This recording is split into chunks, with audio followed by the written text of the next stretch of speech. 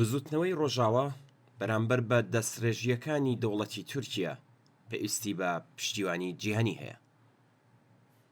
بە گوێرەی ئاژانسەکانی هەواڵ، هێزەکانی سووریای دموکراتیک لە ڕۆژی سێشەممە 24 دێسامبرەوە هێرشێکی بەرپرشتانەوەیان بۆ سەر هێزەکانی ئەرتەشی نیشتمانی سووریا کە لەلایەن ئەرتەشی تورکیەوە پاڵپشتی دەکرێن دەست پێ کردووە. ئەوان ئەو هێزە بەکرێگیراوانەیان سەرەڕای بەهرەمەندبوون لە پاڵپشتی هەمەلایەنەی زەمینی و ئاسمانی ئەرتەشی تورکیا لە دەوروبەری شاری کۆبانی و بەنداوی تەشرین ناچار بە پاشەکشە کردووە و شاری منبەجیشیان لێوەرگرتوونەتەوە. هێزەکانی سووریای دموکراتیک لەسەر بنەمای ئاگربەستێک کە بە ناو بژیوانی و گەرانتی ئەمریکا مسەوەگەرکرا بوو، ئەو شارەیان چۆڵ کرد، بەڵام بەکرێگیراوانی دەوڵەتی تورکیا نەک هەر بەو ئاگربەستە پابەند نەبوون، بەڵکو هێرشیان کردە سەر هێزەکانی جێگیر لە بەنداوی تەشرین لە هەمان ناوچە. لەم ڕوبەڕووبوونەوەیدا هێزەکانی ئەرتەشی نیشتمانی سووریا لە منبەج و بەنداوی تەشرین پاشەکشەیان پێکرا. ئەم بەکرێگیراوانە کە بەتەما بوون ئەرکیش کە سخواردووی داعش کە بریتی بوو لە دەست بە سەرداگرتنی کۆبانی بەجێبهێنن، ناچار بوون سەر لە نوێتامی تاڵی شکستێکی تر لەم بابەتەوە بچێژن و منبەجیش لەدەست بدەن. ئەم شکستە لە کاتێکدا ڕوویدا کە نێونەرانی دەوڵەتی تورکیەش لە دەمەشق لەسەر هەمان پرس لەگەڵ دەسەڵاتدارانی نێوی سووریا سەرقاڵی گفتوگۆ و دانوستان بوون و خوازیاری چەکردنی هێزەکانی سووریای دموکراتیک و زاڵکردنی کۆنتڕۆلی تەواوەتی دەوڵەتی ناوەندی بەسەر کوردستانی سووریەدا بوون. هێزەکانی سووریای دموکراتیک واتە قەسەدە باڵی نظامی خۆبەڕێوەبەری باکوور و باکووری ڕۆژهەڵاتی سووریەن و لە پاڵپشتی بەربڵاوی کۆمەڵانی خەڵکی کورد، عەرەب، ئەرمەنی، ئاشووری، سریانی و چیچانی بەهرەمەندن.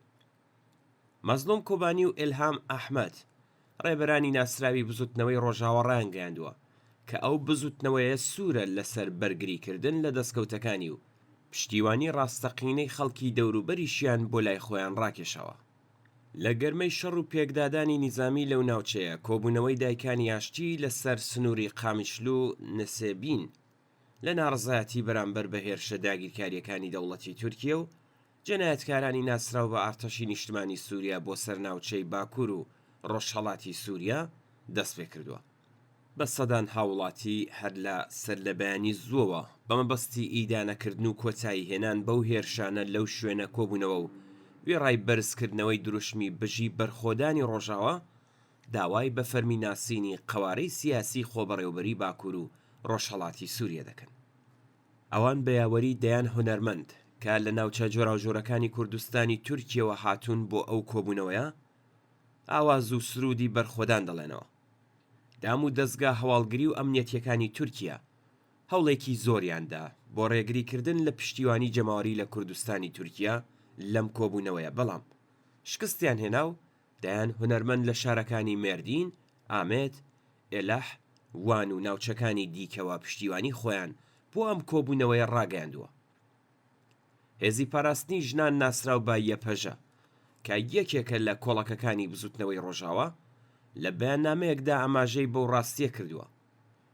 ئەو هێزە جەنگاوەرە کە ڕۆڵێکی دیار و بەرچاوی بینی لە تێکشکاندنی داعش لە سووریا و ستایشی خەڵکی جیهانی بەدەستهێنا، ڕۆژی یەکشەممە 15 دەسامبر بەیاننامەیەکی لە ژێر ناوی پێویستە و خەبات و بەرخۆدانە بۆ ئاستی جیهانی بەرز بکەینەوە بڵاو کردەوە کە تێیدا هاتووە ئامانجی کۆتایی هێرشەکانی کۆماری تورکیا و هێزە جەنایەتکارەکانی واتە داعش لە تەلڕەفعەت و منبەجەوە بگرێت تا کۆبانی و سەرنجام داگیرکردنی هەموو ڕۆژاوایە.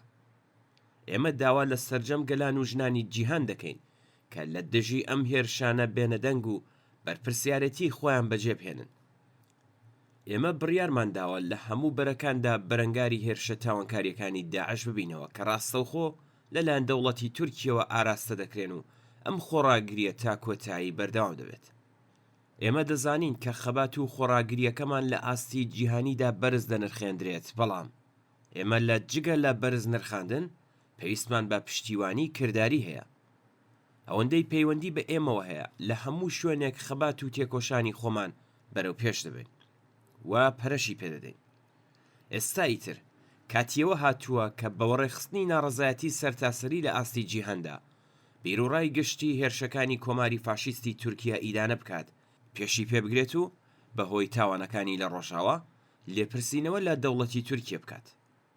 واقعیەت ئەوەیە کە لەم بەشە لە وڵاتی سووریا کە زۆرینەی کوردن بزوتنەوەیەکی مافواز و جەماوەری پێکاتووە، بزوتنەوەیەکی کە هاوسۆزی و هاوپشتی جەماوەری هاوچارەنووسی بە شوناسی نەتەوەیی و ئاینی جۆرا و جۆرەوە پاراستووە و ئەو خەڵکە بەبێ جیاوازی ژیانی خۆیان بەڕێوە دەبن. ئەم بزوتنەوەیە لە کاتێکدا کە فاشیزمێکی ئاینی لە دمشق جێگەی دیکتاتۆریەتی فاشیستی بنەماڵی ئەسەدی گرتوێتەوە، سەرڕای هەر کەم و کوڕیەکی تروسکاییەکی هیوا بەخشی دموکراتیکە بۆ جەماوەری خەڵکی ئازادی خوازی سووریا لە ناوچەکانی دیکەی ئەو وڵاتە. بەڵام ئەم ئەزموونە ئێستا لەلایەن دەوڵەتی ڕەگەزپەرستی ئەردۆغانەوە بە توندی کەوتۆتە ژێر مەترسیەوە. لەمڕۆوە پێویستی بە پشتیوانی کاریگەر و بێدەریغی جیهانی و جەماوەری هەیە.